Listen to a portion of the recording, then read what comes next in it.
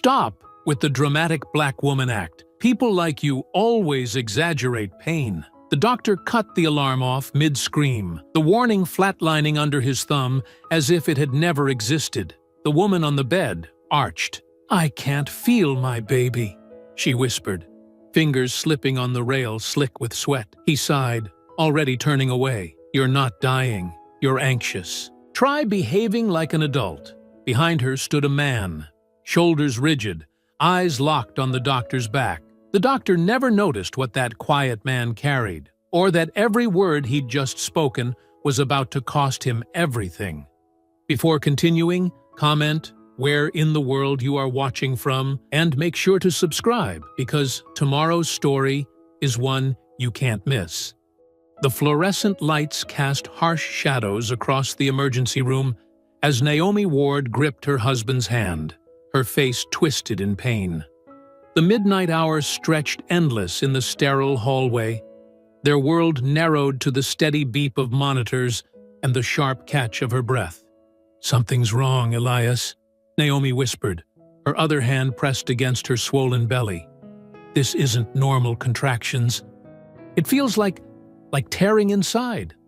Elias Ward maintained his composed demeanor, though his jaw tightened as he watched his wife struggle. 8 months pregnant, Naomi had been glowing just yesterday. Now her warm brown skin had taken on an ashen cast, sweat beading on her forehead. Nurse Tessa Glenn pushed the wheelchair with efficiency, her experienced hands steady. "Blood pressure's climbing," she noted, glancing at the portable monitor. "We need to get her assessed right away." "Please," Elias said, his voice deliberately measured. "My wife needs immediate attention. These symptoms came on suddenly and… Now, let's not get ahead of ourselves." Dr. Preston Hargrove's voice cut through the air like a blade wrapped in silk. He approached with unhurried steps, barely glancing at the patient chart in his hands. "Mrs. Ward, is it? First pregnancy jitters are perfectly normal."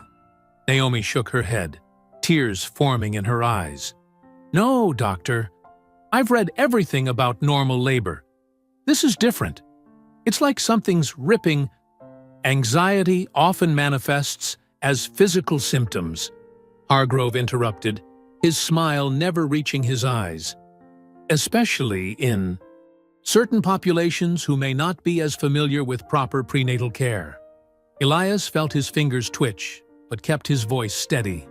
"Doctor, we've followed every recommendation.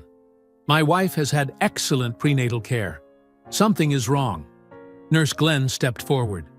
"Dr. Hargrove, her BP is 160/95 and rising.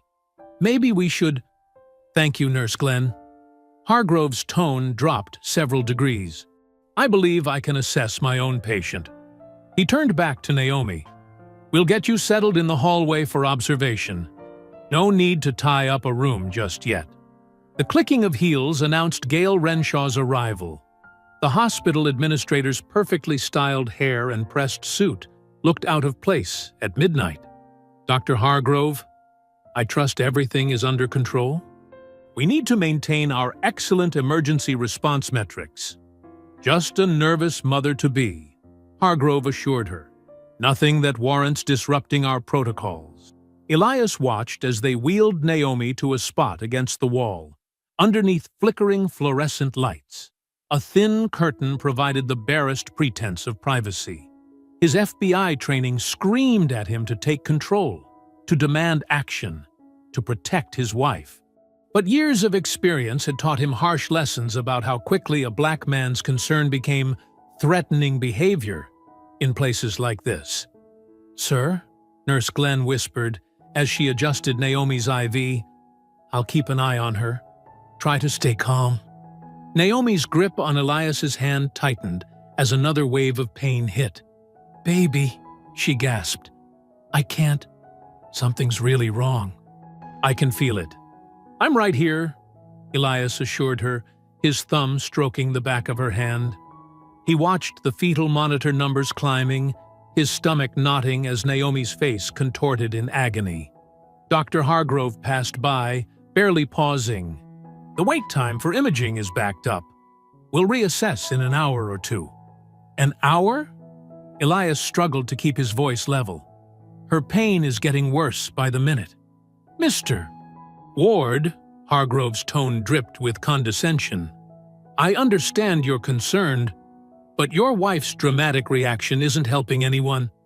Perhaps you could encourage her to stay calm?" Nurse Glenn appeared again, her face tight with worry, as she checked Naomi's vitals. "Doctor, her pressure's still climbing. Shouldn't we at least—" "Unless you've suddenly acquired a medical degree, Nurse Glenn, please stick to your assigned duties." Hargrove cut her off without looking up from his phone. Elias felt Naomi's hand go slack in his. Her eyes had grown glassy, unfocused. The monitor's beeping became more erratic. "She's not being dramatic," Elias said, his carefully maintained control cracking. "Something is seriously wrong. Please, Mr. Ward." Gail Renshaw stepped in, her professional smile fixed in place. "Dr. Hargrove is one of our most experienced physicians. Let's trust his judgment and avoid any unfortunate situations." The threat was subtle but clear. Elias saw the security guard shift closer, hand resting on his radio. One wrong move, one raised voice, and he'd be labeled the angry black man, removed from his wife's side when she needed him most. Naomi's whisper drew his attention back. "Elias, I can't feel the baby moving anymore." The fetal monitor's steady rhythm suddenly spiked, its alarm beginning to pulse with increasing urgency. Elias looked desperately toward the nurse's station, but no one moved with any sense of emergency.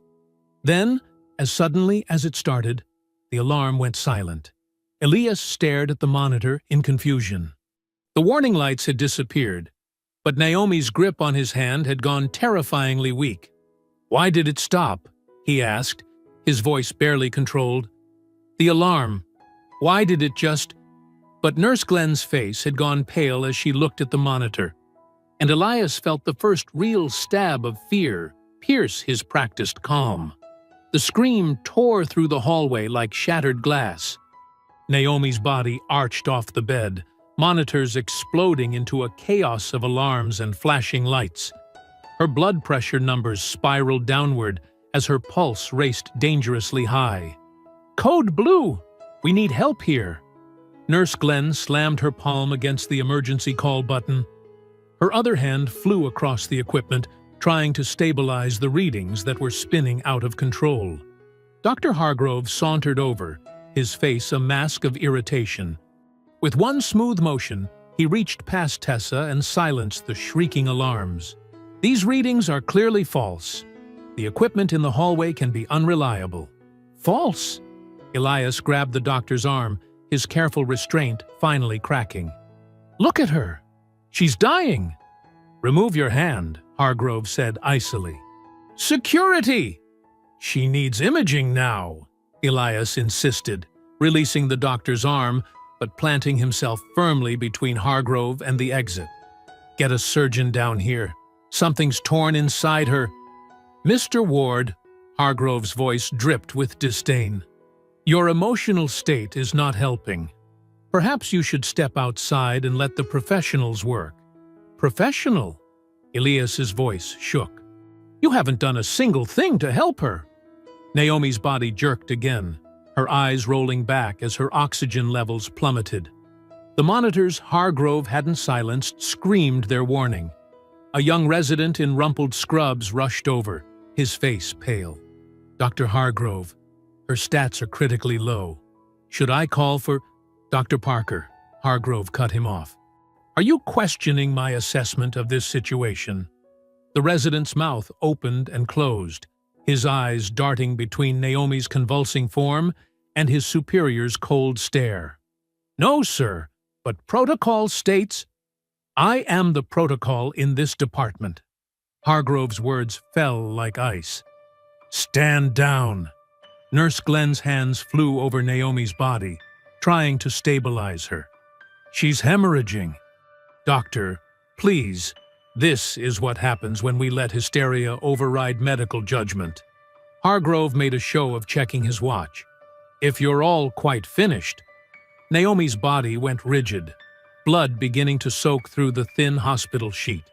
The resident took half a step forward, then froze as Hargrove's glare pinned him in place. "Do something!" Elias roared, his composure finally shattering. "She's bleeding out." Security guards appeared at both ends of the hallway, hands on their radios. Gail Renshaw materialized beside them, her professional smile strained. "Mr. Ward, please lower your voice. This is a hospital." "It's a slaughterhouse," Nurse Glenn snapped, her hands pressed against Naomi's stomach. "Doctor, she needs surgery now." Blood pressure numbers crashed lower. Naomi's eyes fluttered, her grip on Elias's hand going slack. The resident looked ready to vomit, trapped between training and terror. "Fine."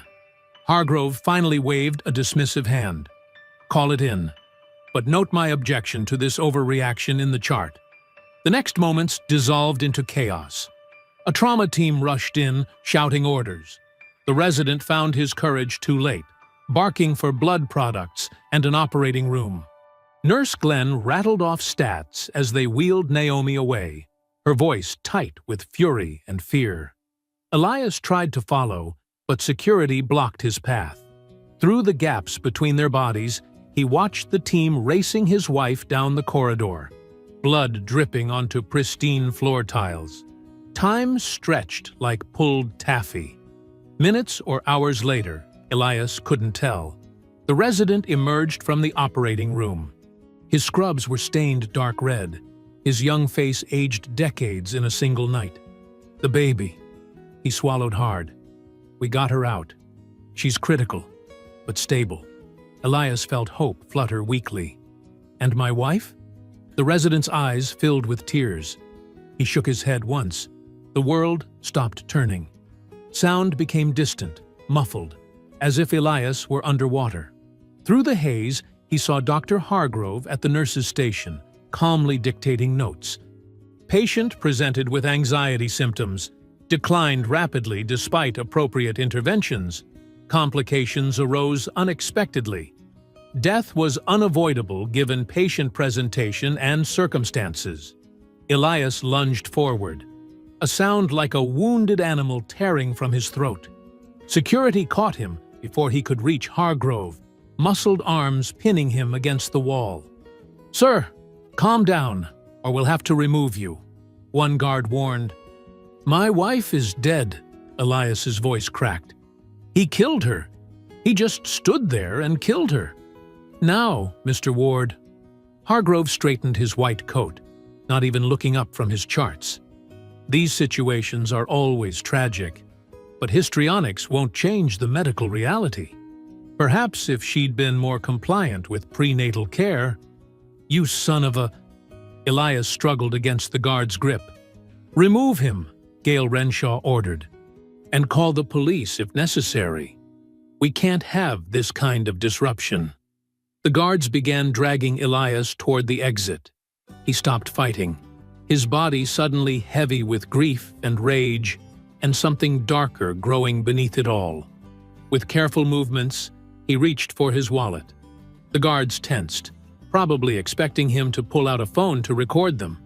But what Elias withdrew was something else entirely. A black leather credential case, falling open to reveal a golden badge, and the letters FBI gleaming under the fluorescent lights. The stairwell door slammed behind Elias, the sound echoing like a gunshot in the confined space. Dr. Hargrove stood halfway up the stairs, one hand on the railing, caught in mid-stride. The fluorescent lights cast harsh shadows across his face as he turned. "Excuse me, I have patients to—" Hargrove's words died in his throat as Elias held up his FBI credentials.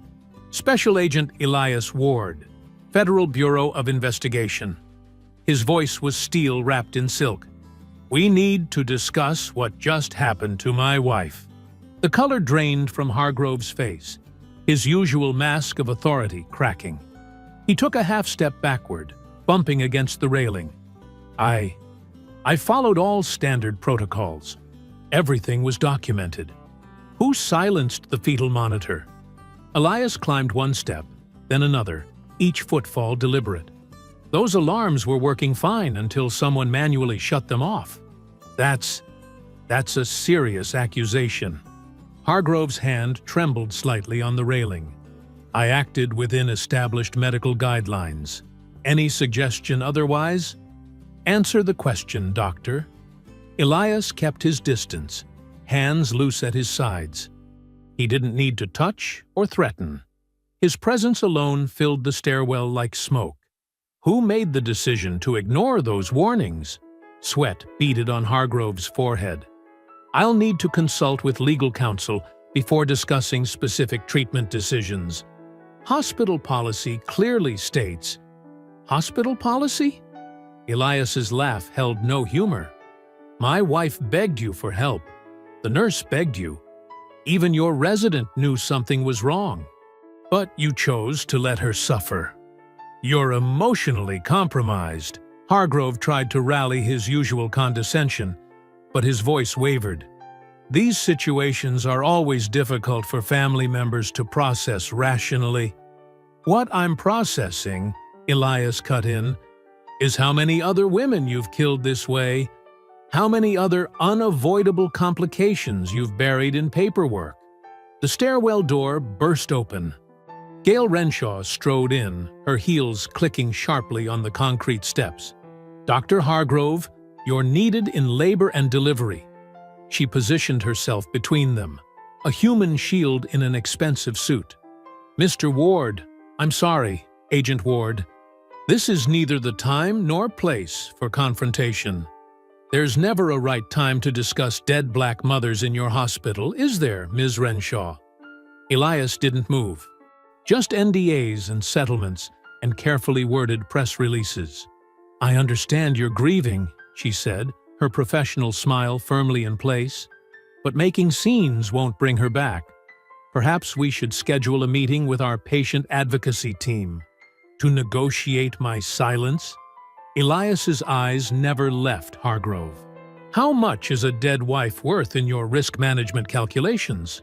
Two security guards appeared in the doorway, summoned by some silent signal. Renshaw's smile didn't waver. Please escort Agent Ward to the ground floor. He needs time to process his loss. This isn't over, Elias said quietly. It is for now. Renshaw guided Hargrove toward the upper door. Don't make this worse than it needs to be. The guards moved forward, but before they could reach him, Nurse Glenn slipped through the gap between them. She pressed a folded piece of paper into Elias's hand, her eyes fierce with purpose. I'm sorry, she whispered. So sorry. Elias felt the paper's edges bite into his palm as the guards firmly gripped his arms. They didn't rough him up. His credentials prevented that. But their message was clear. Leave or be removed. He allowed them to guide him down the stairs, his mind already cataloging details, building the framework of an investigation. The paper in his hand felt like a key, though to what door he didn't yet know. His phone vibrated as they reached the ground floor. The caller ID displayed SAC Klein. Ward, his supervisor's voice was tight with concern.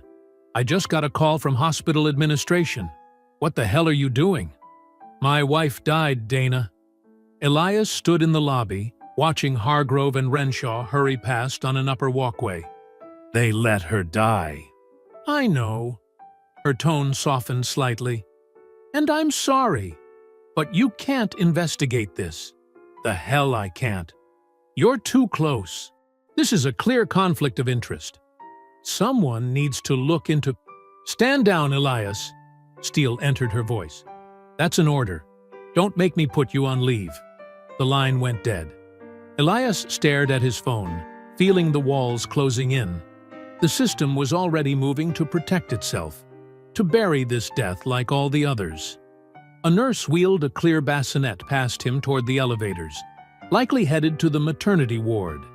Inside, A tiny form squirmed under soft blankets. His daughter. Alive because a resident finally found his courage. Too late to save Naomi, but in time to save their child. Elias fell into step beside the nurse, his badge ensuring no one questioned his presence. The elevator ride was silent except for the soft sounds of newborn breathing. The maternity ward was a study in cruel contrast. Bright colors and cheerful murals. The walls lined with photos of happy families. Proud parents holding their babies. Couples sharing tearful first moments. Moments Naomi would never have. The nurse helped him settle into a rocking chair and placed his daughter in his arms. She was perfect. Tiny fingers, dark curls, her mother's nose. She made small mewling sounds as she nestled against his chest. Elias held her close, breathing in that new baby smell, letting tears fall silently onto her blanket. In his pocket, Nurse Glenn's paper waited like a lit fuse. On the wall, a security camera watched with its unblinking eye. "I'm here," he whispered to his daughter. "Daddy's here." But Naomi wasn't, and someone would answer for that. Dawn crept through Elias's kitchen windows, painting gray shadows across the linoleum floor. The baby's cries pierced the morning silence, echoing from the nursery monitor. His daughter needed him, but for a moment, he couldn't move. His eyes were fixed on Naomi's yellow running shoes by the door, perfectly aligned, waiting for feet that would never fill them again. The baby's wails grew more insistent. Elias pushed himself up from the kitchen table, his joints stiff from sitting all night. The discharge papers from the hospital were spread across the wooden surface, each page a mockery of what happened. They shouldn't exist. No one should be discharged after dying. But here they were, delivered to his doorstep in a manila envelope. "I'm coming, baby girl," he called softly, heading to the nursery. The room still smelled of fresh paint and new furniture. Naomi had insisted on doing it herself, even 8 months pregnant. "Your daughter needs a room filled with love," she'd said, "not hired hands." He lifted his daughter from the crib, cradling her against his chest. "There you go, sweet pea. Daddy's got you." The words felt hollow without Naomi's gentle harmony beside him. He changed her diaper, warmed a bottle, and settled into the rocking chair Naomi had picked out. His phone buzzed while he was feeding the baby. An email from Gail Renshaw's office, timestamp 5:47 a.m. The subject line read, "Confidential settlement proposal. Time sensitive." "They sure move fast when they're scared," he muttered to his daughter. She blinked up at him, tiny hands wrapped around the bottle. Back at the kitchen table, baby dozing in her swing, Elias spread the discharge papers out again. The timeline wasn't adding up. According to these documents, the fetal monitor showed normal readings until 12:45 a.m. But Elias remembered the alarms going off well before midnight. The nursing notes mentioned routine checks during periods when Naomi had been screaming in pain. Someone had sanitized these records, carefully editing out the evidence of neglect. But they'd made mistakes. The timestamps on medication orders didn't match the electronic system logs. Notes appeared chronologically impossible. Treatments documented before symptoms were recorded. A heavy knock at the door startled him. Through the peephole, he saw Detective Vince Malloy on his porch, looking casual in plain clothes with a paper coffee cup in hand. Elias opened the door, but blocked the entrance. "Detective, it's early. Just checking in." Malloy's smile was practiced, reasonable. "Heard there was some excitement at the hospital last night. Thought we should talk, keep things from escalating." "Nothing to talk about. My wife died because a doctor ignored her symptoms." "Look," Malloy's voice dropped, friendly but firm. "I get it. You're hurting. But Dr. Hargrove's got a 30-year record of excellence. These things happen sometimes, especially with high-risk pregnancies. Best thing for everyone is to accept reality and let the healing start." Is that what you tell all the families of his victims? Malloy's smile tightened. Careful, Agent Ward. Grief's one thing, but accusations like that can cause problems. For everyone. Behind them, the TV news anchor's voice drifted from Elias's kitchen. Respected obstetrician, Dr. Preston Hargrove expressed deep sadness today over the loss of a patient during childbirth. They both turned to watch. Hargrove stood at a podium, his face a mask of practiced concern. While we can't discuss specific cases, it's important to understand that complications can arise, particularly in patients with pre-existing risk factors. Son of a bitch, Elias breathed. He's blaming her. Take the settlement, Malloy advised. Go be a father to your little girl. Some doors, once opened, don't close so easy. After Malloy left, Elias turned his dining room wall into a timeline. Sticky notes marked every interaction, every delayed response, every dismissed warning sign. Red string connected key moments. Naomi's first complaint of pain at 11:17 p.m. Tessa's request for imaging at 11:42 p.m. Hargrove's repeated delays until the final crash at 12:53 a.m. His phone buzzed with a text from Tessa. Check your email. Sending something important. Delete after reading. The email contained scanned pages from old patient files. 2 cases. Both black mothers. Both died under Hargrove's care in the past year. The patterns were identical. Symptoms dismissed, care delayed, alarms ignored until too late. Elias added their names to his wall. More red string, more connections. He took out his phone again, scrolling to a number he rarely used. Assistant U.S. Attorney Lila Moreno answered on the 3rd ring. It's Ward, he said quietly. I need a meeting. Off the books. I heard about your wife. Moreno's voice was careful, measured. I'm sorry, Elias. Can you meet? A pause. The diner on 4th, 1 hour. But Elias, if this is what I think it is, there are proper channels. Channels protect the powerful. He looked at his wall of evidence. This needs to be different. After hanging up, Elias stood before his timeline. The pattern was clear now. Not just negligence or bias, but something colder, more deliberate. Each death followed the same choreography of delay and denial. Each victim fit the same profile. He uncapped a marker and wrote one word at the top of the board. Intent. The baby stirred in her swing, making small sounds of hunger or loneliness. Elias lifted her, breathing in her sweet newborn scent. I promise, he whispered against her soft hair. They won't bury this one.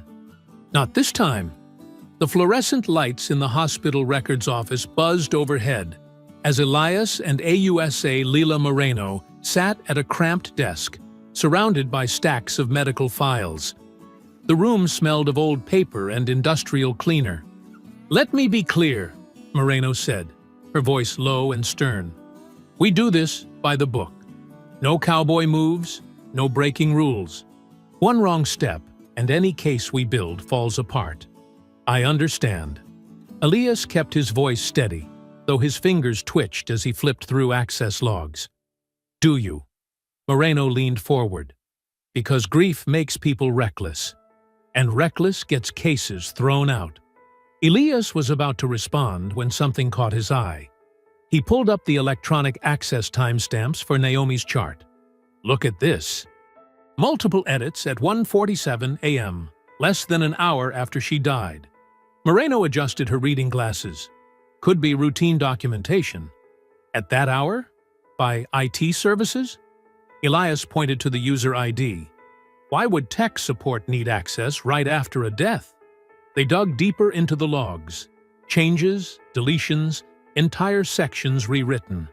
All in those crucial early morning hours when grief had kept Elias from thinking like an agent. Someone cleaned this up fast, Moreno muttered. Too fast to be standard procedure. A shadow passed the frosted glass door. Elias tensed, but it moved on. "We need to go," he said quietly. "We've been here too long." They gathered their notes and headed for the parking garage. The afternoon sun cast long shadows between the concrete pillars. Their footsteps echoed in the empty space. "Agent Ward!" a sharp voice called out. Two hospital security guards stepped from behind a support column. Both wore dark uniforms with tactical vests, overkill for hospital security. "Can I help you?" Elias kept his voice neutral. Beside him, Moreno gripped her briefcase tighter. "Need you to come with us," the larger guard said. "Ms. Renshaw wants to discuss your unauthorized access to medical records. I have proper clearance." Elias shifted his weight slightly, reading their positions. Any concerns can be addressed through official channels. The second guard moved to flank them. "This isn't a request." "AUSA Moreno," Elias said calmly. "Please return to your car." "Elias, now, please." Moreno hesitated, then walked quickly toward her vehicle. The guards let her pass. "Last chance," the first guard said. "Come quietly." "I'm a federal agent," Elias stated. "You're interfering with an investigation." The guard's response was a hard shove that sent Elias stumbling back. But Elias had been ready. He rolled with the push, using the momentum to spin inside the guard's reach. His elbow found the man's solar plexus with precise force. As the guard doubled over, Elias trapped his extended arm and redirected him face first into the concrete pillar. The second guard rushed in. Elias dropped low, sweeping the man's legs. They hit the ground together. The guard was bigger, stronger, but Elias had years of training. He locked the man's arm in a control hold, applying pressure until the guard went limp. The whole thing took less than 20 seconds. Both guards were down, conscious but disabled. No permanent damage, no excessive force, clean and contained. Something clattered across the floor, a plastic ID badge that had fallen from the first guard's pocket. Elias picked it up. It was a contractor badge for MediaTek IT services. "Jesus Christ, Elias!" Moreno hurried back, her heels clicking on concrete. "What did you do?" "Defended myself." He held up the badge. "Look familiar?" "Same contractor ID as the system access logs." "You can't—" She stopped, staring at the badge. "Why would hospital IT be working as security?" "Because they're not IT." Elias stood, straightening his jacket. "They're fixers, brought in to clean up messes, digital and physical." "Agent Ward!" The sharp voice of SAC Dana Klein cut through the garage. She strode toward them, two FBI agents flanking her. Her face was carved from stone. "Stand down immediately." "Ma'am, your badge." She held out her hand. "Now, these men assaulted a federal agent," Moreno interjected. "That's a serious—" "What I see," Klein cut her off, "is an emotionally compromised agent who attacked hospital security after accessing restricted files without authorization." She turned to Elias. "Badge and credentials. You're suspended pending review."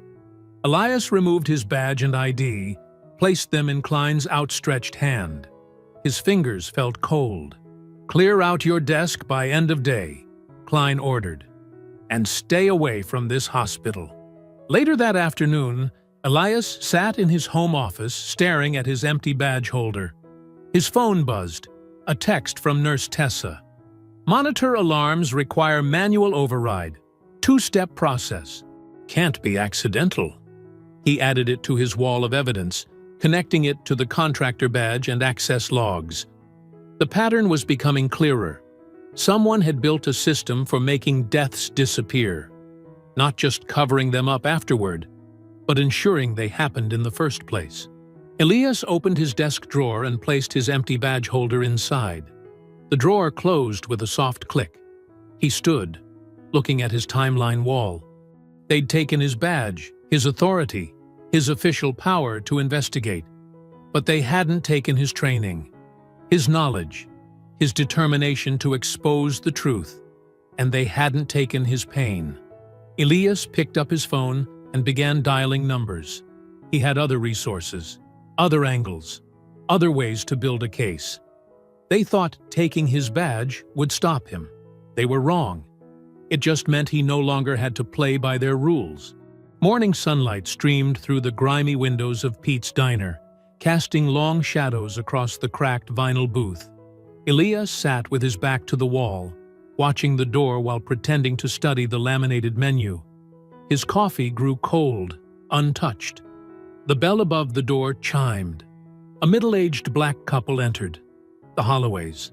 The woman's eyes were tired, the man's shoulders hunched with a familiar weight. Elias recognized the look of parents who'd buried a child. "Mr. and Mrs. Holloway." Elias stood, extending his hand. "Thank you for meeting me." "Call me Marcus," Mr. Holloway said, sliding into the booth. His wife, Sandra, settled beside him, her hands folded tightly in her lap.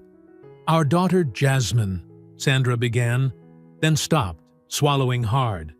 She was 24. "First baby." The waitress approached, but Elias waved her away with a gentle smile. He pulled out a small notebook, keeping his movements slow and non-threatening. "Tell me about the day you took her to the hospital," he said softly. Marcus's jaw tightened. She was having pain, bad pain, not normal contractions. "We got there around 9 p.m. They made us wait." "Dr. Hargrove?" Elias asked. Sandra nodded. "Kept saying she was overreacting. Called it anxiety. Said young mothers often," her voice cracked, "often exaggerate their symptoms." "His exact words?" Elias pressed gently. "Like they were scripted," Marcus growled. "Talked down to her like she was stupid. Kept saying everything was perfectly normal, and we needed to trust the process." Elias's pen moved steadily across the page. "What happened when things got worse?" Sandra's fingers twisted together. "The nurse, she knew something was wrong, kept checking the monitors, but Hargrove wouldn't listen. Said Jasmine needed to calm down and stop being dramatic. He put us in a hallway," Marcus continued, his voice hollow. "Said all the delivery rooms were full, but we saw empty ones. We saw—" He broke off, pressing his fist to his mouth. "By the time they finally moved her," Sandra whispered, "it was too late. They said it was a known complication, that sometimes these things just happen." Elias's phone buzzed. A text from an unknown number. "Need to talk. Billing irregularities. Not safe on phone." Below it, an email address signed P.S. He turned back to the Holloways. "Did they offer you a settlement?" Marcus nodded grimly. Next day, papers full of big words. Said signing would honor Jasmine's memory. "Did you sign?" "Didn't have a choice," Sandra whispered. "The funeral costs—" Elias's pen paused. "Did Detective Malloy visit you?" They both stiffened. "How did you—" Marcus started. "Told us to be reasonable," Sandra cut in. "Said fighting would only hurt more families like us." Elias added the details to his growing map of connections. The pattern was getting clearer.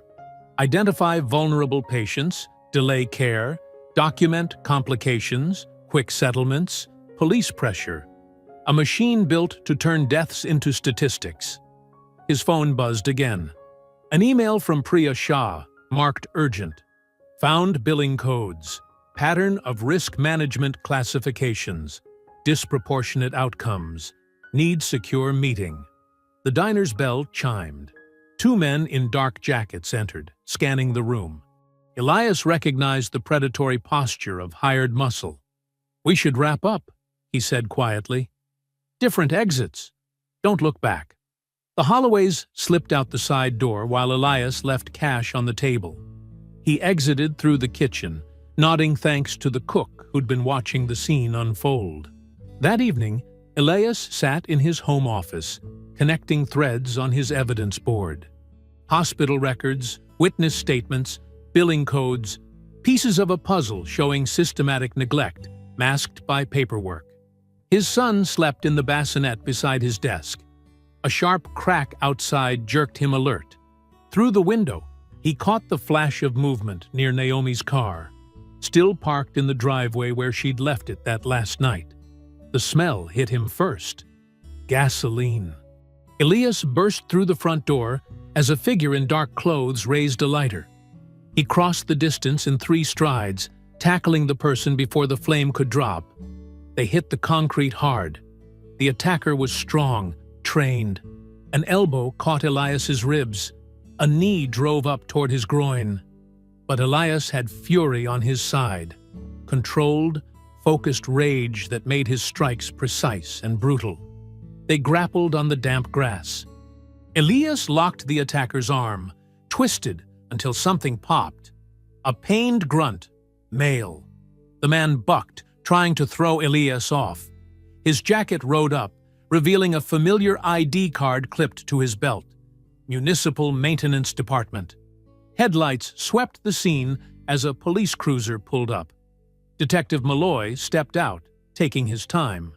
"Everything all right here, Agent Ward?" Malloy's voice dripped false concern. Neighbors reported a disturbance. "This man was attempting arson," Elias said, maintaining his hold. "I caught him trying to torch my wife's car. Looks to me like you're assaulting a city worker." Malloy smiled thinly. "Let him up. You're going to ignore the gas can right there?" "What gas can?" Malloy kicked the container under a bush. "You're making enemies, Ward. Dangerous ones. Be smart. Focus on your kid instead of chasing ghosts." The attacker scrambled up when Elias released him, limping to a dark SUV that had appeared silently at the curb. Malloy watched him go, then turned back to Elias. "Next time we get called out here," he said softly, "things might not end so clean." After they left, Elias installed security cameras at every corner of the house. He added motion sensors, upgraded the locks, reinforced the windows. In his son's room, he mounted a camera with a direct feed to his phone. That night, he lay on the floor beside the crib, his service weapon within reach. Above him, his son slept peacefully, unaware of the forces gathering around them, unaware that his father was building a wall of evidence and surveillance to protect him from the people who'd taken his mother. Elias touched the crib bars gently, feeling the smooth wood beneath his fingers.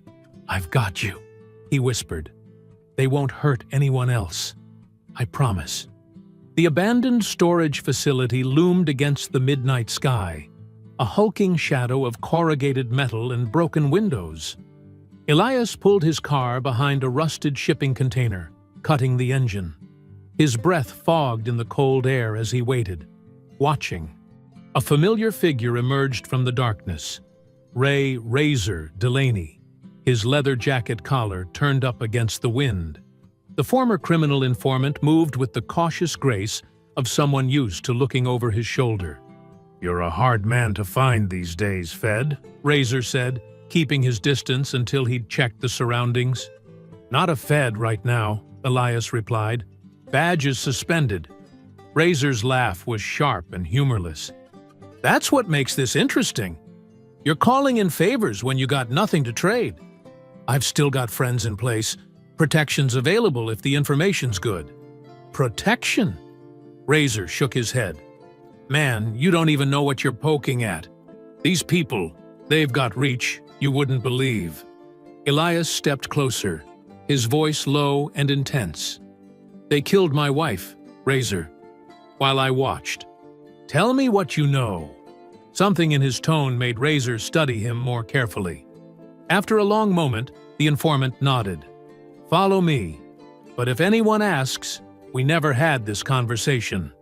They wound through a maze of storage units until they reached a nondescript door marked Maintenance. Inside, ancient fluorescent lights flickered over rows of servers humming in climate-controlled racks. "Hospital's dirty little secret," Razor explained, gesturing at the equipment. "When they need records to disappear during routine migrations, This is where the real data sits. I did some contract work for their IT department, off the books, of course. Who has access? That's the beautiful part, Razor said, pulling out his phone. They think they wiped the login records, but... He showed Elias a screenshot of access timestamps. I keep backups. See these entries? Right after your wife. Show me everything, Elias interrupted. For the next hour, Razor walked him through the hospital's shadow system, how records were altered, where the originals were stored, which administrators had privileged access. Names and times matched Elias's timeline perfectly. This is enough to start building a case, Elias said. But I need copies. Already ahead of you, Razor handed over a small hard drive. But listen, this goes beyond just the hospital. I've seen municipal accounts, police records, judges' signatures. They've got a whole network. I can protect you, Elias promised. I may be suspended, but I've got an AUSA who... His phone buzzed. A text from Moreno. Limited surveillance warrant approved. 48 hours only. Use it wisely. Before he could respond, another message flashed across his screen. This one from an unknown number. Nurse Glenn found unconscious at home. Memorial Hospital ER. I have to go, Elias said sharply. Stay low. I'll contact you through the usual channels. Watch your back, Razor called after him. They don't like loose ends. Elias broke every speed limit getting to Memorial. He found Tessa Glenn in the ER, bruised and barely conscious. Her house had been robbed. Nothing taken except her phone and laptop. Wasn't. Random, she managed to whisper when she saw him. Two men. Knew exactly what they wanted. Did you recognize them? She tried to shake her head, but winced. Professional. Careful. Not to... Her eyes fluttered closed as the morphine took hold. Detective Malloy was already there, leaning against the nurse's station with calculated casualness. Terrible thing, he drawled when he saw Elias. City's getting dangerous. Even nice neighborhoods aren't safe anymore. Cut the act, Elias growled. We both know what this is. Careful, Ward. Malloy's friendly mask slipped for just a moment. Suspended agents shouldn't interfere with active investigations. Bad things happen when people don't mind their own business. Is that what happened to my wife? She didn't mind her own business? Your wife had complications. Tragic, but natural. Unlike some other recent events. Malloy straightened his jacket. Think about your kid, Ward. Some losses you can't come back from. Elias watched him leave, fury burning cold in his chest. His phone buzzed again. Moreno. I've got 48 hours of surveillance authorization, she said without preamble. That's it. Make it count. I need more time. You need to be careful, she countered. They're sending messages, Elias. First the car, now Nurse Glenn. They're escalating. Then we need to move faster. Elias described what Razor had shown him. The evidence is there, Lila. We just need to get to it legally. Evidence won't help if you're dead. She paused. Or if someone else gets hurt because you push too hard. Elias looked through the window at Tessa's unconscious form. She'd tried to help, to do the right thing. Just like Naomi had tried to advocate for herself. The system's response was the same. Swift, brutal silencing. No one else gets hurt, he said quietly. I swear it. How can you promise that? Because I'm done playing by their rules. He touched the hard drive in his pocket. They want to send messages? Fine. Let's send one back. Elias, 48 hours, he cut her off. That's all I need. Have a team ready. He ended the call and went back into Tessa's room. A nurse was adjusting her IV, checking the bruises blossoming across her face and neck. I'm sorry, he whispered to her still form. This ends now. No one else pays for their crimes. Through the window, dawn was breaking over the city. Somewhere in that gray light, Hargrove was probably sleeping peacefully. Malloy was filing false reports, and hospital administrators were crafting their next cover-up. They thought fear and violence would protect their system forever. They were wrong. In 48 hours, Elias would prove it. He just hoped the price wouldn't be paid in more innocent blood. The marble floors of the federal courthouse echoed with each of Elias's steps. Morning light streamed through tall windows, casting long shadows across the empty hallway where AUSA Leila Moreno had spread documents across a wooden bench. "These numbers don't lie," Priya Shah whispered, her fingers trembling as she pointed to highlighted sections in the financial records. "See these transfers? Every time there's a maternal death under Hargrove, donations flow through shell companies into Judge Pritchard's preferred charities." Moreno nodded, making notes. "And the timing matches perfectly with Detective Malloy's overtime approvals and special assignments. Plus this," Priya added, pulling out another spreadsheet. "Gail Renshaw gets consulting fees from the same shell companies. It's all connected. The delays, the deaths, the cover-ups. They're profiting from it." Elias studied the paper trail they'd assembled. "How many deaths are we talking about?" "I've confirmed 8 over 3 years, Priya said. "All black or brown mothers. All with similar patterns of delayed care and altered records." 8 families, Elias breathed, thinking of Naomi. 8 lives they threw away. Moreno began drafting subpoenas, her pen moving with fierce determination. "We'll hit them all at once. Hospital records, financial documents, surveillance footage, everything. No warning, no time to hide evidence." For the first time in weeks, Elias felt hope stirring. The pieces were finally coming together. They had proof of the conspiracy, documentation of the money trail, witnesses ready to testify. His phone buzzed. A news alert.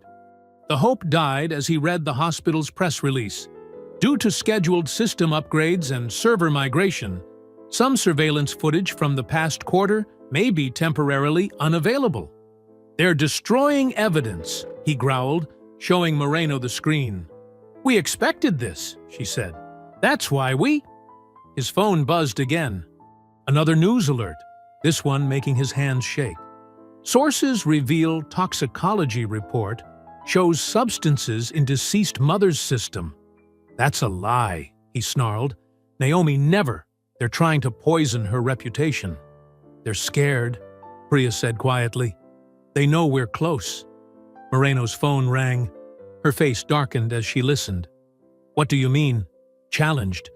"The subpoenas are properly—" She paced the hallway, arguing with someone. "No, Your Honor, there's no conflict of—" "Yes, I understand, but—" She ended the call, looking grim. "Judge Pritchard is blocking our subpoenas. Claims there's insufficient cause and potential conflicts of interest due to your suspension." "He's part of it," Elias said. "We have the proof right here. Proof we can't use until we get those subpoenas approved. And every judge we approach will know Pritchard's already denied us." Priya gathered her papers with shaking hands. "I should go. If they find out I'm talking to you—" "We'll protect you," Moreno assured her. "Like you protected Nurse Glenn?" Priya's voice was bitter. "They put her in the hospital for trying to help. What do you think they'll do to me?" Neither Elias nor Moreno had an answer. They watched her hurry away, looking over her shoulder with each step. An hour later, Elias stood at Naomi's grave. The morning's hope had crumbled to ashes in his mouth. Fresh flowers marked where she lay. Roses from her mother, who still called daily to check on the baby. "I'm sorry," he whispered to the stone. "They're burying the truth, just like they buried you. Making you look guilty when you were the victim." Wind rustled through nearby trees. In the distance, a groundskeeper's lawnmower droned. "I tried doing this the right way," he continued, "following procedures, respecting the system. But they own the system. They use it like a weapon." He touched the cold marble. "You deserved better. Those other mothers deserved better. And that smug bastard Hargrove is still out there, still practicing, still deciding who lives and dies based on the color of their skin. A plan began forming in his mind. Dangerous, probably illegal, but they'd left him no choice.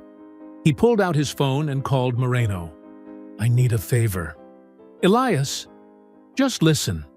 We know Hargrove's pattern. We know how he operates. What if we gave him another chance to show his true colors?" "What are you suggesting?" "A decoy patient. Someone presenting with the same symptoms Naomi had. Someone wearing a wire. That's entrapment. It's giving him rope to hang himself.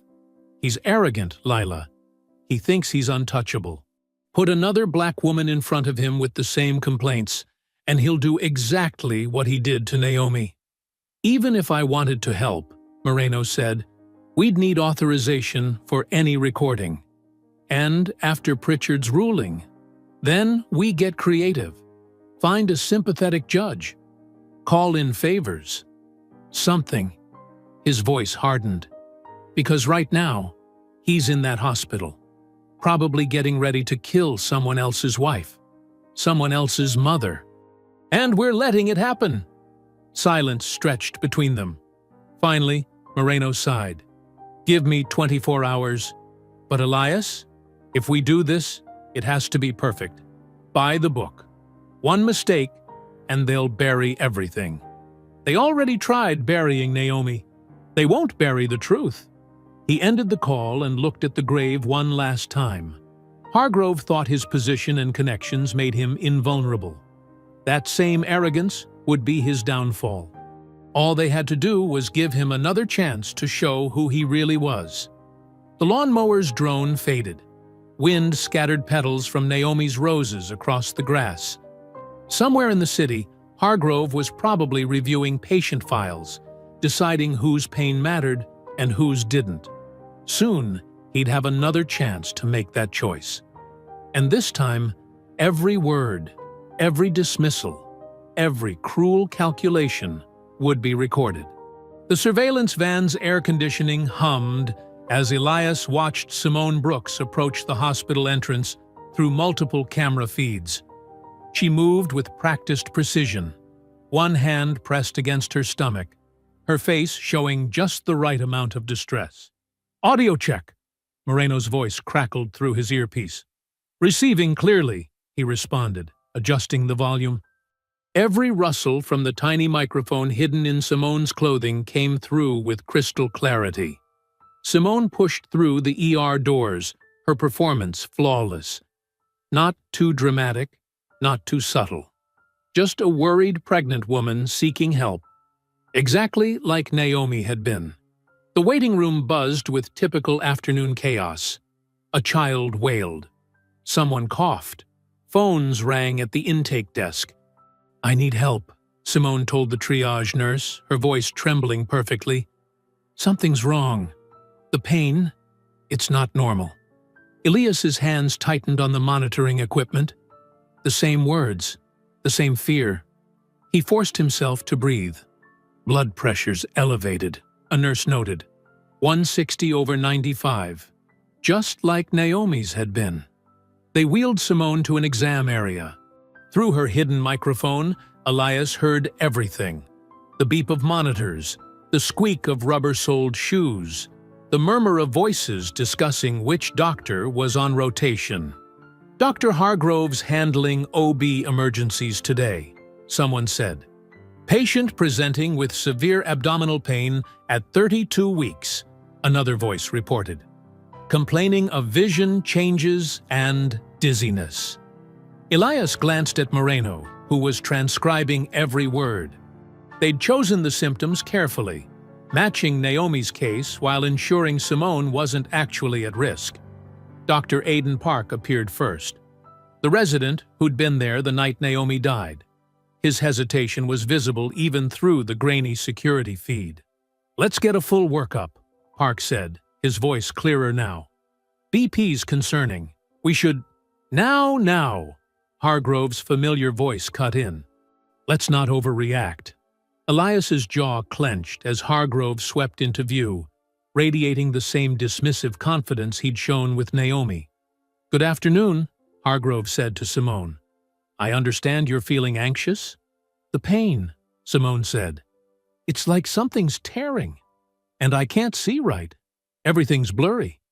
"Mm-hmm." Hargrove's tone dripped condescension. "First pregnancy?" "Yes. But this isn't normal. Something's wrong.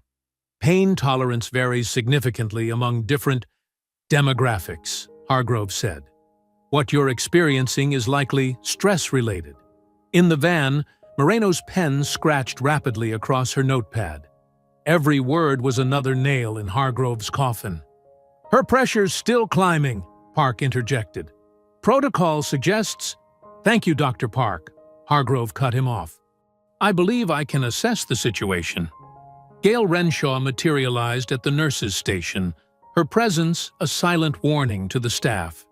Through various cameras, Elias watched her subtle gestures, directing traffic, managing optics, protecting the machine. "Please," Simone said, "can't you do some tests? An ultrasound, maybe?" "Let's not waste resources," Hargrove replied. "Some quiet rest will help more than unnecessary imaging." Park shifted uncomfortably. "Sir, given the symptoms and vitals, we should at least—" "Dr. Park," Hargrove's voice hardened, "perhaps you need a refresher on proper assessment procedures? We can't order expensive tests every time someone gets emotional." The exchange crackled through their headsets with perfect clarity. Moreno underlined something in her notes. "BP 170 over 100 now," a nurse called out. Park straightened his spine. "With respect, Dr. Hargrove, elevated pressure combined with vision changes meets criteria for immediate evaluation. I'm ordering a protein test and ultrasound." "Absolutely not," Hargrove snapped. "I won't have my authority questioned by—" "It's protocol," Park insisted, louder now. "I'm documenting my recommendation." The word documenting changed Hargrove's demeanor instantly. He knew the power of paper trails.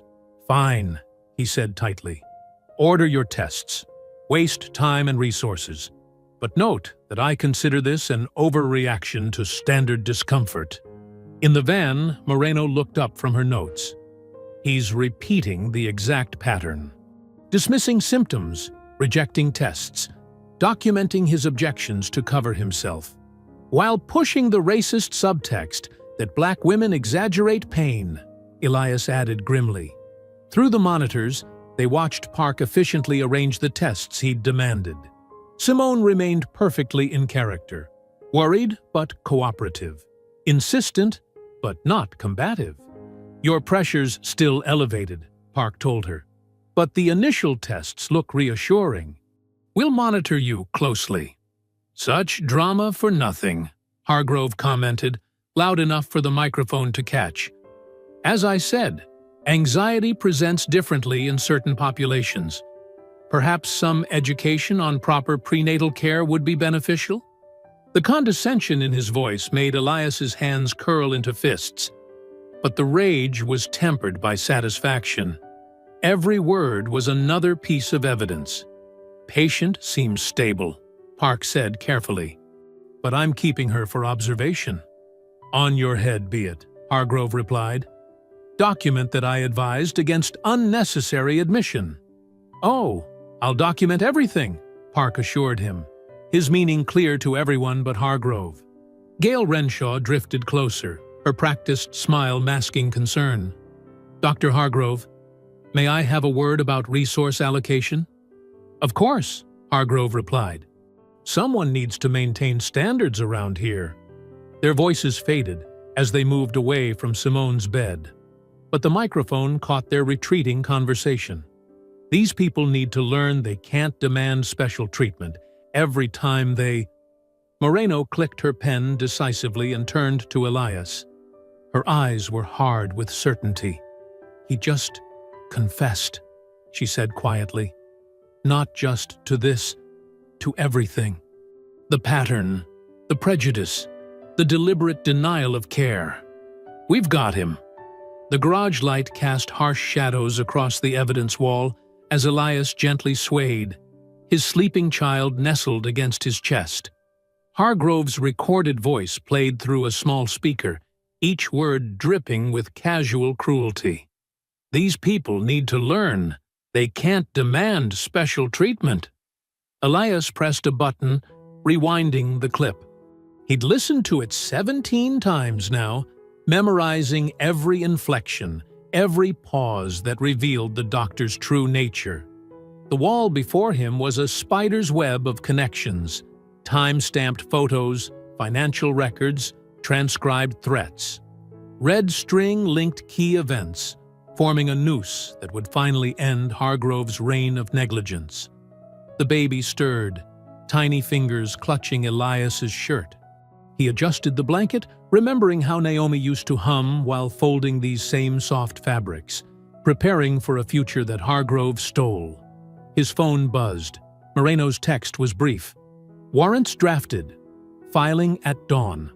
A car door slammed outside. Through the garage window, Elias spotted Detective Malloy's unmarked Crown Victoria idling at the curb.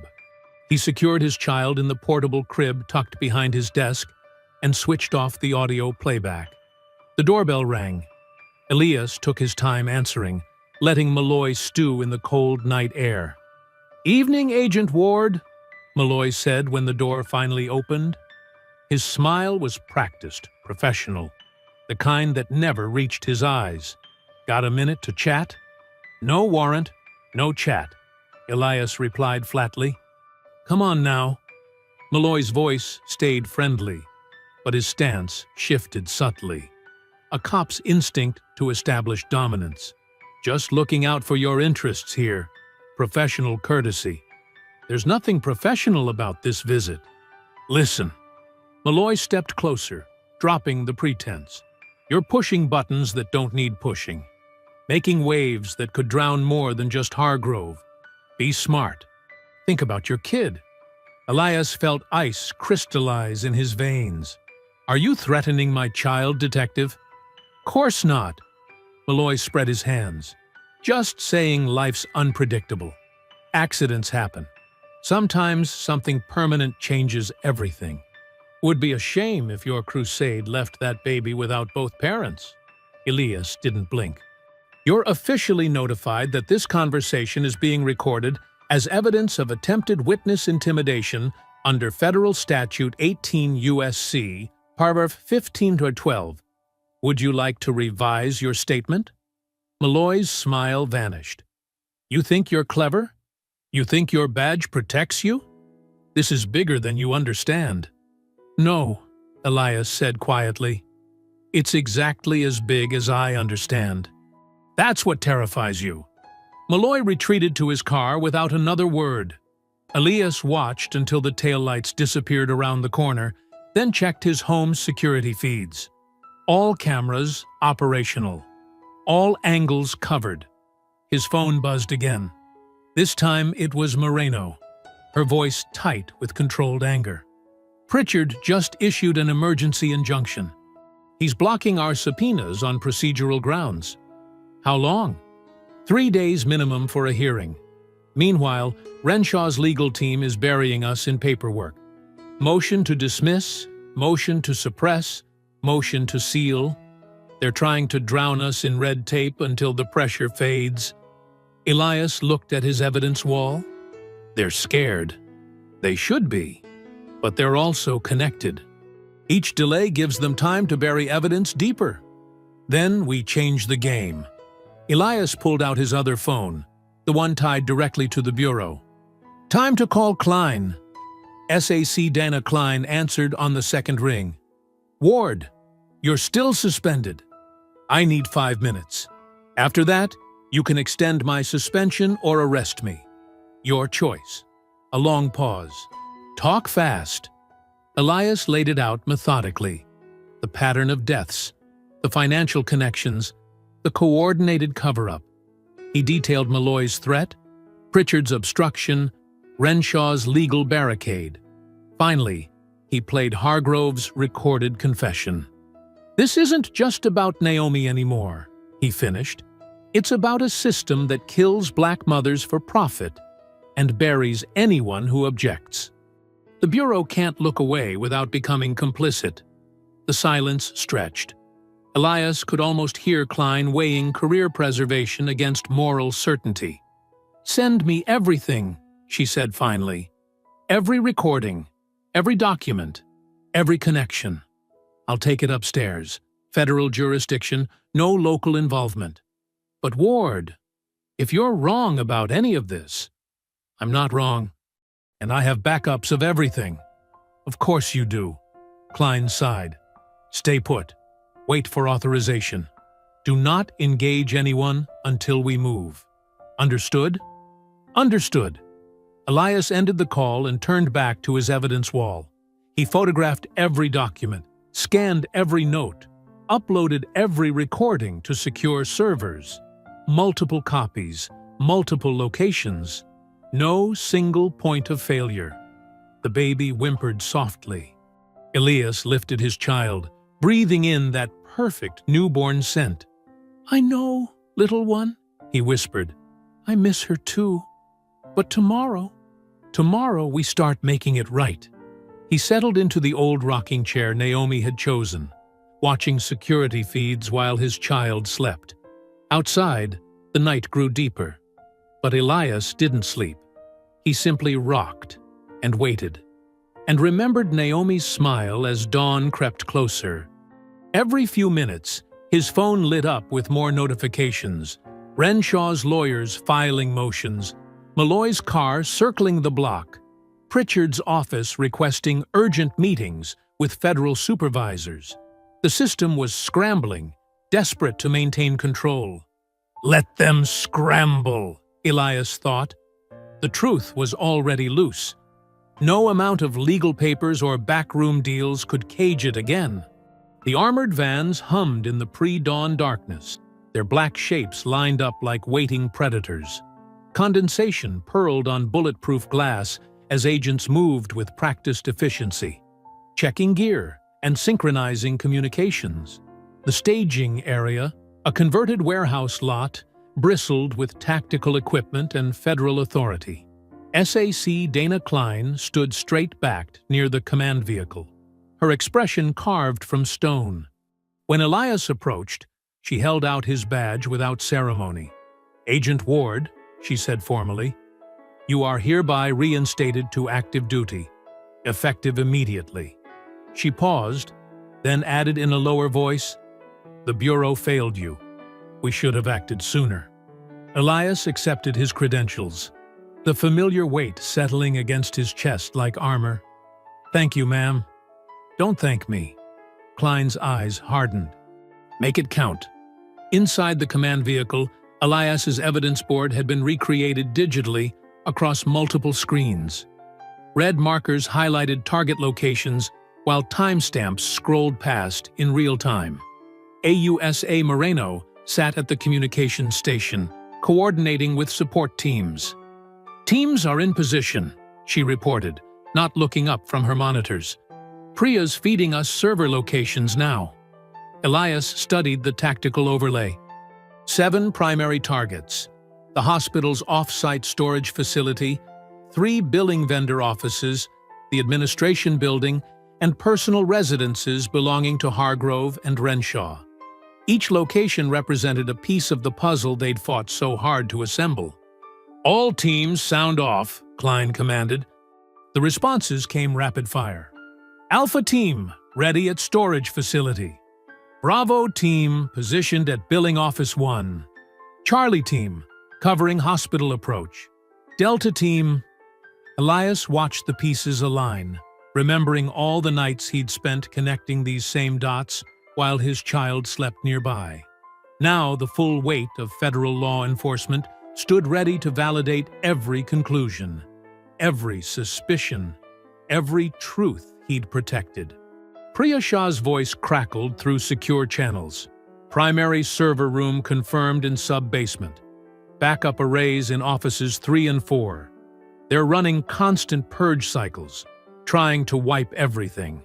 Too late for that, Moreno muttered, typing commands. Mirroring programs are already in place. Every deletion creates a backup we can track. The first rays of sunrise painted the sky in shades of promise as Klein gave the execute order. Across the city, federal agents moved with synchronized purpose. Doors burst open. Warrants were served. Evidence was secured. Live feeds filled the command screens. At the storage facility, agents discovered recently shredded documents, but the pieces were salvageable. In the billing offices, computers whirred with active deletion programs that only preserved more proof of guilt. At Renshaw's house, a hastily lit fire in the backyard still smoldered, half-burned papers containing patient names fluttering in the morning breeze. First footage recovery coming in, announced a tech specialist. Timestamp matches Nurse Glenn's note exactly. Elias leaned forward as hospital security footage filled the main screen. The images were crystal clear. Hargrove manually silencing alarms, dismissing staff concerns, delaying critical care.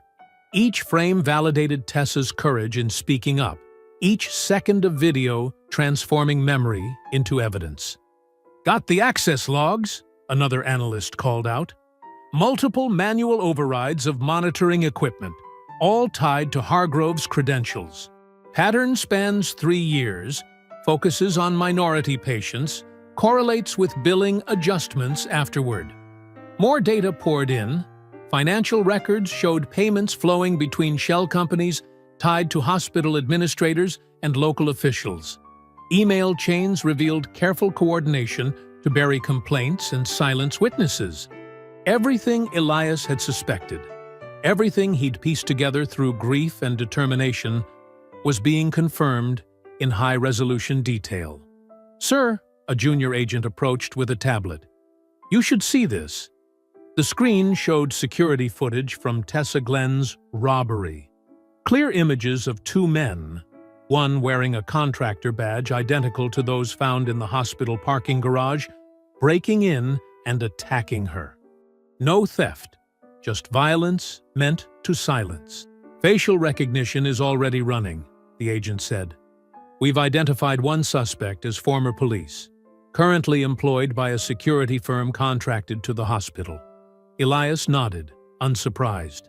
The system protected itself through layers of deniable connections, until those layers were stripped away.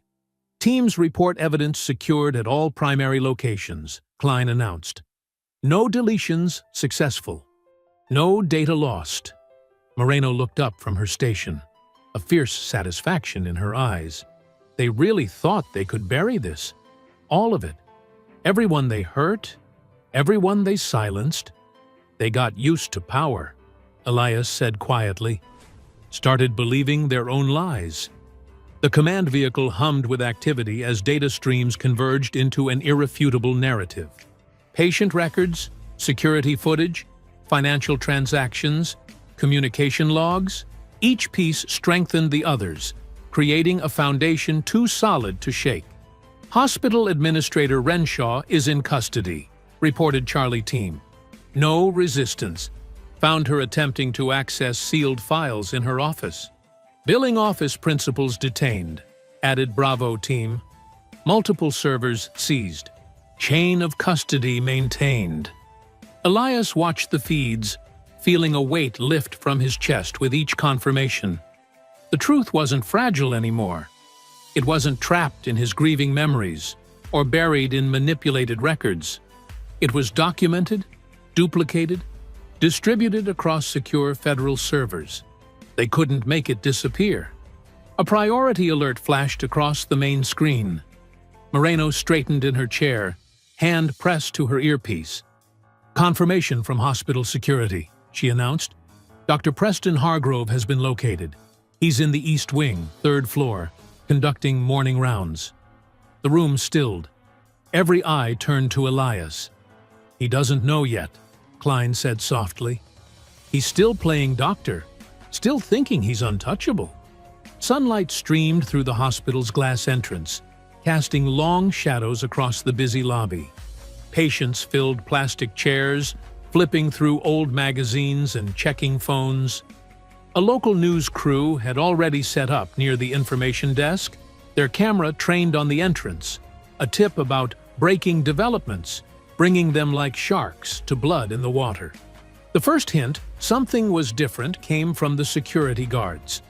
They straightened suddenly, hands dropping to radios that had gone mysteriously silent. Then the front doors swung wide. Federal agents moved in smooth formation, badges displayed, purpose radiating from every step. No sirens, no shouting, no dramatics, just the quiet authority of justice finally arriving. Patients looked up from their phones, conversations dying mid-sentence as more agents appeared from side entrances, securing exits with practiced efficiency. On the third floor, Dr. Preston Hargrove stood in an examination room, reviewing a chart with the same dismissive confidence he'd always wielded.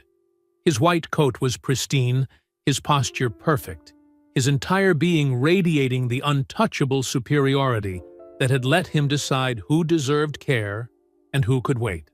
"As I was saying," he told his patient, "these concerns seem rather premature." The door opened. 2 agents in tactical gear stepped in, followed by 3 in suits. Badge flashes caught the fluorescent light. "Dr. Preston Hargrove," the lead agent announced, "you are under arrest." Hargrove's face flickered between expressions: confusion, indignation, the beginning of fear. "This is absurd. Do you have any idea who I am?" "Yes, sir. We know exactly who you are." The agent moved forward with cuffs ready. "You have the right to remain silent. I demand to speak to my attorney." Hargrove's voice rose, cracking slightly. "This is harassment. I'm a respected physician." The cuffs snapped shut with metallic finality. Down the hall, phones recorded as the famous doctor was led past shocked nurses and wide-eyed residents. Someone whispered, "Is this real?" In her top-floor office, Gail Renshaw was mid-sentence in a damage control meeting when her door burst open. Her practiced administrator's smile froze as agents entered. "Ms. Renshaw, federal agents, you're under arrest for conspiracy, evidence tampering, and obstruction of justice." "This is a mistake," she said automatically, PR training kicking in. Everything was handled according to protocol, but her calm cracked as cuffs appeared. Real panic flooded her face, the kind that came from knowing exactly how much evidence they must have found. Her heels clicked arrhythmically as agents escorted her past the executive suite where she'd orchestrated so many cover-ups. Across town, Detective Vince Malloy stepped out of the precinct, adjusting his jacket with the casual confidence of a man who owned his corner of the world. He made it 3 steps before federal agents surrounded him. "Detective Malloy, you're under arrest for conspiracy and corruption under color of authority." "Come on, guys," he tried, friendly mask slipping. "We can work this out. Whatever you think happened." The cuffs ended his negotiation. Officers he'd commanded watched from the station steps as he was led to a waiting vehicle, power evaporating like morning dew. Back in the hospital lobby, staff gathered in clusters, whispering as more arrests followed. IT managers who'd deleted footage, administrators who'd buried complaints, security personnel who'd threatened witnesses. The entire machinery of silence was being dismantled in broad daylight. Elias Ward stood near the information desk, badge visible on his belt, saying nothing. His presence was statement enough. Every person led past in cuffs represented a piece of the system that had failed Naomi, failed so many others, and assumed they'd never face consequences. Dr. Hargrove emerged from the elevator between 2 agents, his perfect posture now rigid with shock. He scanned the lobby desperately, looking for allies, for escape, for anyone who might still shield him. Then, his eyes found Elias. Recognition hit like a physical blow. Hargrove's steps faltered as understanding dawned. not just of who Elias was, but of the full scope of what his arrogance had ignored. Not just a grieving husband, but a federal agent. Not just one death, but a pattern of negligence now documented in federal evidence.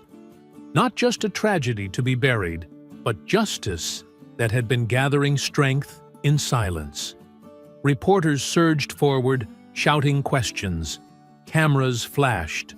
But Hargrove couldn't look away from Elias, from the quiet strength that had systematically dismantled his world of privilege and protection.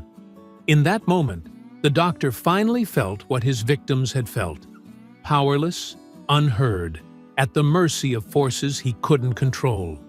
Elias met his gaze steadily, badge gleaming, neither triumphant nor angry. He didn't need words. The evidence would speak. The truth would speak. Every silenced voice would finally be heard. The hospital's automatic doors slid open with a soft hiss. Hargrove tried one last time to summon his authority, to demand rights, to invoke lawyers, to threaten consequences. But his voice shrank under the weight of reality. His reputation couldn't save him. His connections couldn't hide him.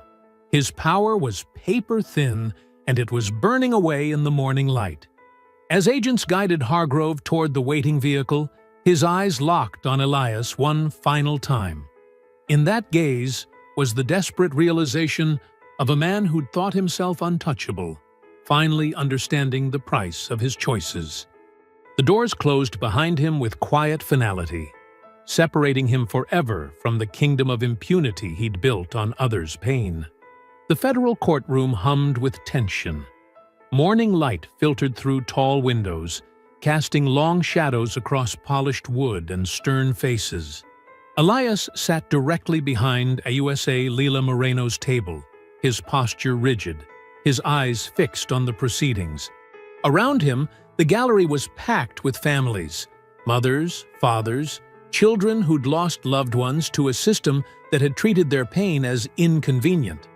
Dr. Preston Hargrove sat at the defense table, his once immaculate appearance showing signs of strain. His custom suits had been replaced by department store clothing that seemed to hang wrong on his frame. Next to him, his high-priced attorney shuffled papers with increasing desperation. "The United States calls Priya Shah," Moreno announced, her voice clear and measured. Priya approached the witness stand, her steps careful but determined. After being sworn in, she settled into the chair, adjusting her glasses with steady hands. "Ms. Shah, please explain your role at Metropolitan General Hospital," Moreno began. "I was a senior compliance accountant in charge of reviewing billing patterns and risk management metrics." Priya's voice carried clearly, her professional demeanor masking the fear she'd lived with for months. "And what irregularities did you discover regarding Dr. Hargrove's department?" "We tracked something called optimization delays, periods where high-risk patients were held without escalated care. The delays correlated directly with insurance status and race." Priya gestured to charts displayed on the courtroom screen. Black mothers were 3 times more likely to experience these delays. The defense attorney stood. "Objection, speculation." "Overruled," the judge responded. "The witness is stating documented facts." Moreno continued methodically. "What happened when you reported these findings?" "Ms. Renshaw instructed me to recategorize the delays as patient-initiated postponements. When I refused, I was transferred to accounts receivable." In the gallery, several people nodded grimly. They'd lived these statistics personally. The evidence mounted steadily throughout the morning. Hospital footage, recovered from backup servers, showed Hargrove repeatedly dismissing urgent symptoms. Audio recordings captured his casual cruelty. The same phrases repeated with different patients. Always minimizing, always delaying. "The pain can't be that severe," his voice echoed through the courtroom speakers. "These people always exaggerate." Elias's jaw tightened at the word "these." In the gallery, A woman wiped tears as she recognized the same language used before her sister died. The prosecution displayed financial records linking Judge Harold Pritchard to hospital donations, carefully timed gifts following dismissed complaints. News of Pritchard's resignation and frozen accounts had broken that morning, another pillar of protection crumbling. During a brief recess, Moreno conferred with Elias near the water fountain. "Renshaw's plea deal is final," she murmured. "She'll testify about the cover-up protocols tomorrow." Elias nodded. Gail Renshaw had folded quickly once faced with the evidence, her carefully maintained facade shattering under the weight of federal charges. Her testimony would detail years of systematic discrimination disguised as policy. When court resumed, Detective Malloy's recorded phone calls played, casual conversations about managing investigations, keeping certain complaints from causing problems. His voice was friendly, reasonable, and utterly damning. Dr. Hargrove's defense strategy deteriorated visibly as each piece of evidence landed. His lawyer tried arguing about context, about medical judgment, about the pressures of a busy hospital. But there was no explaining away the pattern captured in cold data and colder recordings. A young resident testified about being ordered to falsify charts. A billing specialist detailed how delays were coded to maximize insurance payments. Each witness added another brick to the wall of evidence, making it impossible to dismiss these deaths as isolated incidents or unfortunate accidents. The families in the gallery sat straight-backed through it all. Some held photos of loved ones lost. Others clutched hands or notebooks where they'd documented their own battles with the system. They'd been told for years that their experiences weren't real, that their pain wasn't valid, that their losses were somehow their fault. Now they watched as the truth was finally acknowledged in a court of law. Every piece of evidence validated what they'd known, that their loved ones had deserved care, had deserved dignity, had deserved to live. Hargrove seemed to shrink as the day progressed. His confident smirk faded. His whispered conferences with his attorney grew more agitated. The evidence he couldn't charm or intimidate away kept building, kept crushing the foundations of his power. The charges stacked like stones. Multiple civil rights violations, each carrying heavy federal penalties. Fraud counts tied to falsified records and manipulated billing. Obstruction of justice for the coordinated cover-ups. Conspiracy resulting in death.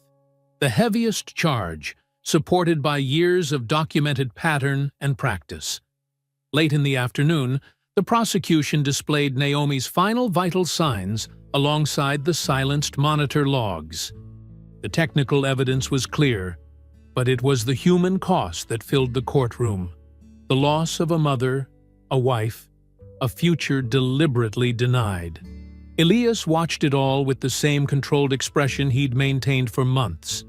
But his hands, folded in his lap, showed white knuckles as the full scope of the conspiracy was laid bare. The judge reviewed the evidence summary with stern attention. Her eyes moved between the documents and Hargrove, between the data and the families whose lives it represented. When she looked up, her decision was written in her expression. Given the overwhelming evidence presented, this court will proceed to sentencing as scheduled. She consulted her calendar. Sentencing hearing is set for 2 weeks from today. The defendant will remain in custody until that time. As the words settled across the courtroom, Elias felt something tight in his chest begin to loosen. For the first time since Naomi's death, he took a full, deep breath. The air tasted different. Not sweet, not triumphant, but heavy with the weight of truth finally spoken aloud. Spring sunlight bathed the new community clinic's facade, warming the crisp morning air. A bright banner stretched across the entrance, its letters bold and dignified. Naomi Ward Maternal Care Initiative. The crowd gathered on the lawn represented a cross-section of the community. Medical professionals, local families, activists, and officials who'd fought for change. Nurse Tessa Glenn sat in a wheelchair near the podium, still recovering from her attack, but radiating quiet strength. Her hands rested on the ceremonial ribbon in her lap, fingers tracing the silk fabric. The past months had left visible marks, a slight tremor in her movements, careful turns of her head, but her eyes remained sharp and determined. Dr. Aiden Park stood among the new clinic staff, his white coat pristine, his posture reflecting both pride and humility. The young resident who'd once hesitated under Hargrove's shadow had found his voice. He'd testified at the trial, describing the culture of fear that had prevented junior staff from challenging dangerous decisions. Now he would help build something different. Federal officials clustered near the steps, their presence a reminder of how change had finally come. The consent decrees they carried weren't just paper, they were enforced promises. Every hospital in the region would face new protocols, new oversight, new consequences for discrimination. Elias Ward stood slightly apart from the crowd, his child secure in his arms. The baby had grown in the months since the trial, healthy and strong despite the trauma of their first moments together. Watching the gathering, Elias felt the familiar ache of Naomi's absence, not the raw agony of early grief, but a steady awareness of all she should have seen. The ceremony began with introductions. A community board member detailed the sweeping changes mandated by federal intervention. Independent oversight panels with real authority, mandatory bias training with teeth, clear escalation protocols that couldn't be overridden by a single doctor's ego. But perhaps most importantly, she continued, we're creating paths for the next generation. She outlined the scholarship program established in Naomi's name, funded by assets seized during the investigation. These scholarships will support Black students pursuing careers in nursing, midwifery, and maternal health care. We're not just changing rules, we're changing who gets to make them. Tessa Glenn wheeled forward for the ribbon cutting. Her hands were steady now as she lifted the scissors. Before making the cut, she spoke, her voice carrying clearly across the lawn. I spent 30 years watching the same stories repeat, she said, watching good people stay quiet because speaking up felt impossible, watching families get buried in paperwork instead of getting justice. She met Elias's eyes briefly. Naomi Ward wasn't the first mother we lost to this system, but because of her husband's refusal to back down, because of everyone who finally chose truth over comfort, she will be one of the last. The scissors flashed in the sunlight. The ribbon floated apart. Applause rippled through the crowd. Dr. Park stepped forward to explain the clinic's approach. His voice had gained confidence since the trial, carrying the authority of someone who'd learned the cost of silence. Every patient who comes through these doors will be heard, he stated firmly. Every concern will be taken seriously. Every life will be treated as precious. He gestured to the diverse staff assembled behind him. We've built a team that reflects our community, that understands cultural competency isn't just a buzzword. It's the difference between life and death. The Federal Consent Decree Administrator outlined specific changes. Mandatory response times for maternal distress, required documentation of all monitoring decisions, clear chains of accountability that couldn't be buried in bureaucracy. What had once been guidelines were now legal requirements with real penalties attached. These changes aren't suggestions, she emphasized. They're legally binding commitments with federal oversight. Any facility that fails to comply will face immediate consequences. Representatives from local medical schools announced partnerships with the clinic, creating training rotations that would emphasize equity alongside clinical skills. A community advocate detailed the new oversight board's structure, how it would review complaints, monitor compliance, and maintain independence from hospital administration. Finally, it was Elias's turn to speak. He approached the podium slowly. still holding his child. The crowd quieted, recognizing the weight of the moment. He looked out at the gathered faces, some familiar from the long months of investigation and trial, others new allies in the fight for change. Naomi believed in dignity, he began, his voice steady despite the emotion visible in his eyes. She believed every person deserved to be heard, to be valued, to be treated with basic human respect. He adjusted his hold on the baby, who reached toward the microphone with curious fingers. She wasn't just my wife. She was a force for good in this world.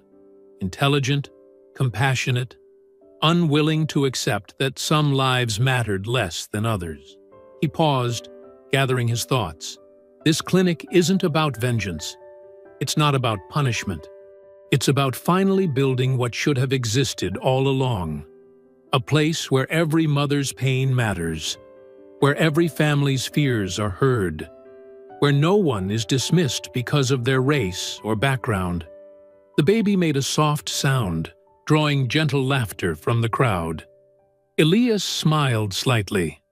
My child will grow up knowing their mother's name stands for change, that her life forced a broken system to finally face its failures, that her memory isn't just grief, it's action. The applause began slowly, then swelled, rolling across the lawn in waves. Tessa Glenn wiped tears from her eyes. Dr. Park stood straighter, his expression reflecting renewed purpose. Federal officials nodded in solemn acknowledgement of promises made and kept. Elias stood beneath the banner bearing Naomi's name, their child reaching toward the sunlight. The applause continued, carrying not just approval, but commitment, a community's promise to remember, to vigilantly guard these hard-won changes, to ensure Naomi's legacy would remain alive in more than just words. Evening settled over the quiet neighborhood, painting the sky in deepening shades of purple and gold. Elias Ward walked along the familiar sidewalk, his baby secured against his chest in a carrier. The gentle rhythm of their steps matched the steady beat of crickets beginning their nightly chorus. The same route felt different now. Houses that had witnessed his raw grief months ago now saw a man changed, not healed, exactly, but transformed. Like steel forged in fire, the pain hadn't lessened so much as it had been reshaped into something purposeful. His child stirred, making those soft, contented sounds that still caught his breath sometimes. Tiny fingers curled around the fabric of his shirt, trusting and secure. The evening air carried the scent of fresh-cut grass and cooling asphalt. Ordinary details that Naomi would have noticed and appreciated. Your mama loved evenings like this, Elias said softly to the baby. She'd sit on our porch and tell me all the little things most people miss. How the light hit the trees just so. How you could tell the season was changing by which birds were singing. A woman watering her garden waved as they passed. She'd testified at the trial, one of Hargrove's former patients who'd survived his negligence but carried the scars. Her presence in the neighborhood was another reminder of how the world had shifted. Not through shouting or violence, but through the steady pressure of truth, finally spoken aloud. Elias adjusted the baby's hat, remembering the day's earlier ceremony. The clinic would open its doors tomorrow, starting the real work of turning promises into practice. Dr. Park had already scheduled training sessions for the staff, determined to build a culture where speaking up was expected, not punished. The thing about power, Elias continued his quiet conversation with his child, is that it's not about who has the loudest voice or the biggest title. It's about who refuses to look away when something's wrong. He thought of Nurse Tessa Glenn, who'd risked everything to slip him that first crucial piece of evidence. Sometimes the strongest people are the ones who just keep showing up, day after day, doing what's right, even when it's hard. They passed the local police station, its windows reflecting the sunset. Detective Malloy's desk sat empty now, His badge surrendered after the extent of his corruption emerged. The new captain had already implemented changes: mandatory reporting protocols, clear documentation requirements, no more informal favors between departments. A light breeze rustled through maple trees lining the street.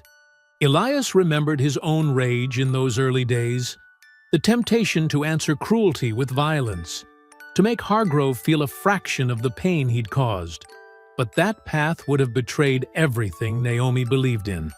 "Your mama taught me something important," he said, his voice steady despite the weight of memory.